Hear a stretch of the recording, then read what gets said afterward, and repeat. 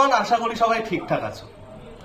তো বিভিন্ন ক্লাসে বিভিন্ন জায়গায় তোমরা আমাকে বলো যে স্যার মোটিভেশন দিন। তো আজকে আমি একদম সম্পূর্ণ রেডি হয়ে গেছি তোমাদের মোটিভেশন দেওয়ার জন্য। মোটিভেশন হয় 3 প্রকার। কি কি? নাম্বার 1, যেটা বিভিন্ন টিচার আর বিভিন্ন টপাররা দেয়, যে ভাই আমি পেরেছি, তুমিও পারবে, একটা সিট দরকার, কি হবে, ঠিক হবে, একদম ঘুরে দাও।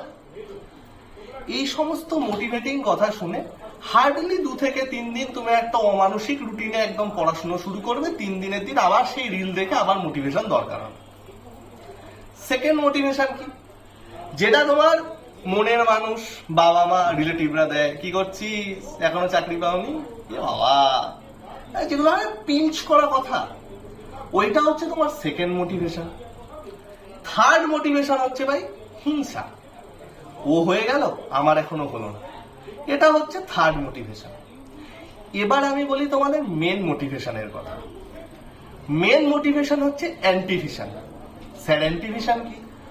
ভাই তুমি যদি চাকরি না পাও, না তোমার বাজার দর বাড়বে, আমি ইউজ করলাম বাজার দর কথাটা, না তোমার বিয়ে হবে, না তোমাকে কেউ সম্মান দেবে, না তোমার ছেলে মেয়ে সম্মান দেবে, দিতে পারবে না, বিয়ে হয়নি, ছেলে মেয়ে হবে না। তো ভাই এইসব ফালতু জিনিস আর মাথা নষ্ট নয়।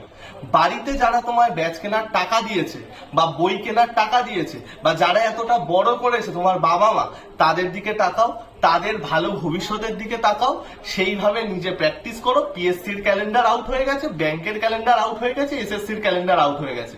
এবার পড়াশোনা শুরু না করলে সব শেষ হয়ে যাবে। তো আমাদের ফ্রি ক্লাসগুলো করো। জেনকমের ক্লাস চলছে, এসএসসির ক্লাস চলছে, সন্ধ্যে 6টায় 12টায় বাকি ক্লাসগুলো সব জানিয়ে যাবে। চলো টাটা।